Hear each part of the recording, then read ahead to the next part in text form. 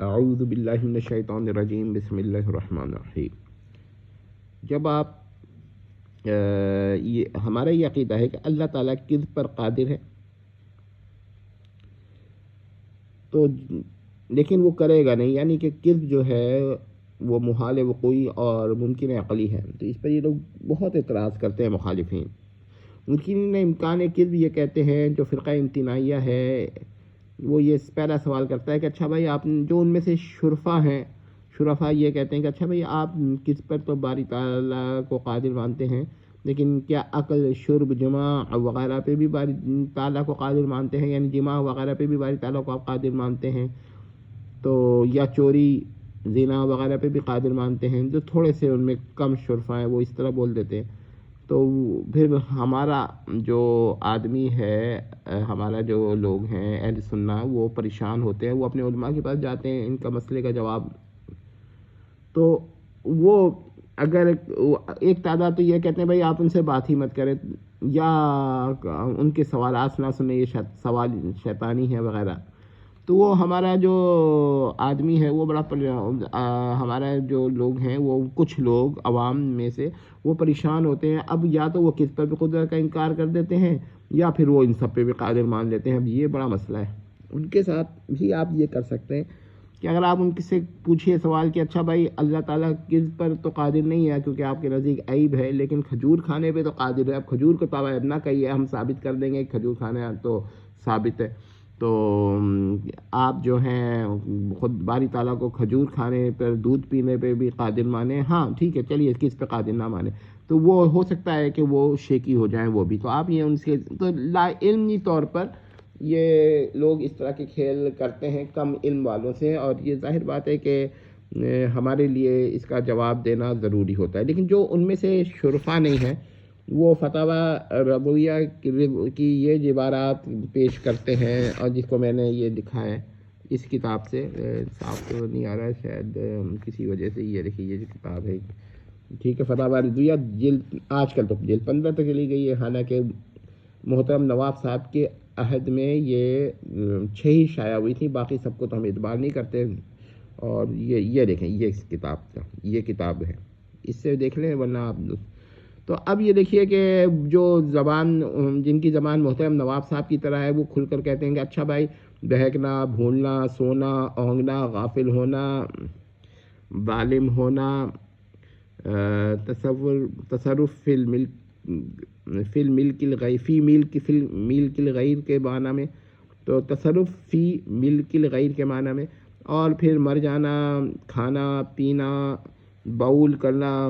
یہ انہوں نے تو خیر بہت ہی سخت لفظ دکھایا ہے، ہم نے تو پھر بھی بول کہہ دیا۔ پھر یہ براز، یہ تو انہوں نے کھل کر لکھا ہے، اور ناچنا، تھرکنا، اور نٹ کی طرح قلہ کھیلنا، وہی نوابی حضرات جو کھیلا کرتے تھے یہاں، تو یہ بھی انہوں نے ان کو یاد آ گیا اس وقت، ٹھیک ہے۔ اچھا، خواتین کے ساتھ جماع کرنا، نواتت جیسی خبیث بے حیائی کا مرتکب ہونا، کیا وہ یہ سوال کرتے ہیں کہ آپ ان سب کو بھی آپ پر بھی آپ قادر مانتے ہیں اور ان کو بھی محال وقوعی اور ممکن عقلی مانتے ہیں؟ یہ سوال کر دیتے ہیں یہ لوگ۔ اب ہمارا جو ایک عام آدمی ہے وہ اپنے علماء کے پاس آتا ہے، وہ پوچھتا ہے کہ کیا ان پر بھی قادر ہے؟ تو وہ اگر جواب نہیں دیتے اور کہتے ہیں کان بند کر لو، خبردار جو یہ باتیں سوچیں اور یہ گناہ کیا یا کفر کیا، یہ تو کفر ہو جائے گا، تو وہ پھر یا تو اس مسئلے میں سمجھتا ہے کہ ہمارے پاس جواب نہیں ہے، تو یا پھر وہ کیا کہتے ہیں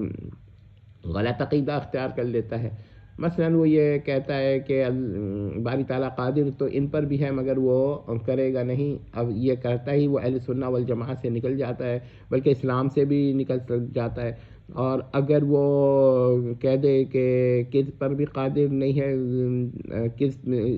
جیسے ان پر نہیں ہے، یہ دوسرا جواب ہوتا ہے اس کا، تو وہ اس کو ہم کہتے ہیں کہ وہ پھر اہل سنہ والجماعت سے نکل گیا، بلکہ اسلام سے بھی شاید نکل جاتا ہے جب ان میں غالی لوگ جو ہیں، تو یہ مسئلہ اب ہو جاتا ہے۔ تو اب اس کا کھل کے جواب دینا چاہیے کہ بھائی دیکھیے، جو یہ ہے مسئلہ، یہ نقص علی اللہ جو ہے، یہ ممتنع بالذات اور محال بالذات ہے، اس پر تو کوئی دو رائے ہو ہی نہیں سکتی ہے۔ مثلا باری تعالیٰ کا بہکنا محال بالذات ہے، بھولنا محال بالذات ہے، سونا محال بالذات ہے، اونگنا محال بالذات ہے، غافل ہونا محال بالذات ہے، ظالم ہونا بمعنی تصرف فی ملک الغیر یہ بھی محال بالذات ہے، مر جانا محال بالذات ہے، کھانا محال بالذات ہے، پینا محال بالذات ہے، بول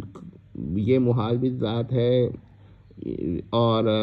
براز یہ بھی محال بالذات ہے، ناچنا یعنی رقص یہ بھی محال بالذات ہے، تھوکنا یہ بھی محال بالذات ہے، نٹ کی طرح قلہ کھیلنا جیسے کہ نوابی حضرات کھیلا کرتے تھے محال بالذات ہے، لواطت جیسی خبیث بے حیائی محال بالذات ہے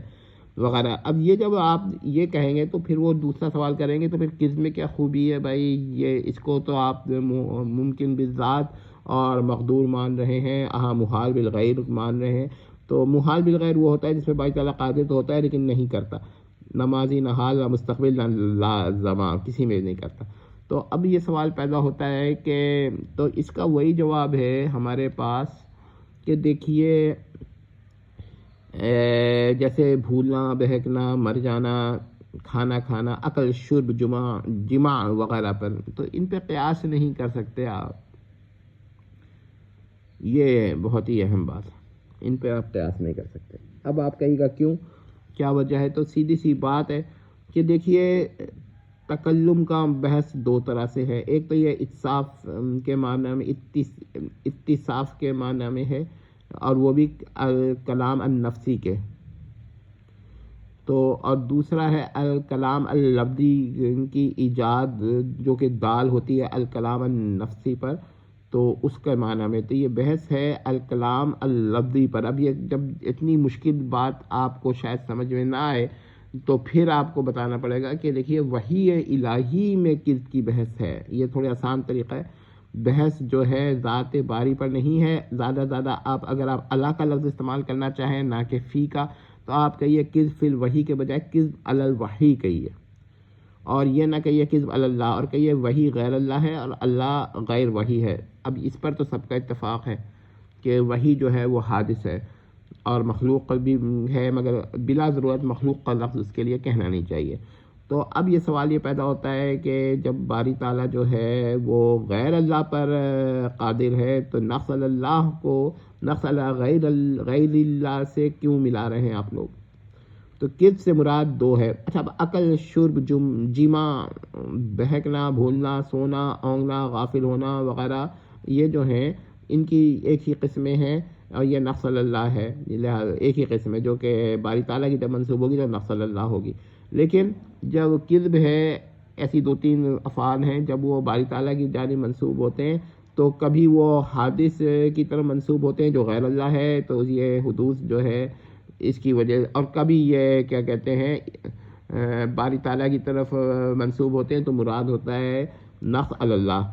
تو یاد رکھیے گا کہ جب نقص کی اضافت یا فعل یا صفت یعنی ایٹریبیوٹ یا فعل ایکٹ جو کہ نقص ہو باری تعالیٰ کی طرف مضاف ہو، یعنی جیسے کذب الباری، تو اس کی دو قسمیں ہوتی ہیں، اب کبھی مراد ایک ہوتی ہے کبھی دوسری۔ تو جب یہ غیر اللہ کی جانب مراد ہو حقیقتاً اور اس کی نسبت سے باری تعالیٰ کی جانب مراد ہو تو محال بالغیر ہوگا، ورنہ محال بالذات ہوگا۔ اور پھر یہ فرق اگر آپ کو پڑھنا پڑے گا اور تھوڑا سمجھانا پڑے گا۔ امید کرتے ہیں کہ مسئلہ سمجھ میں آ گیا ہوگا۔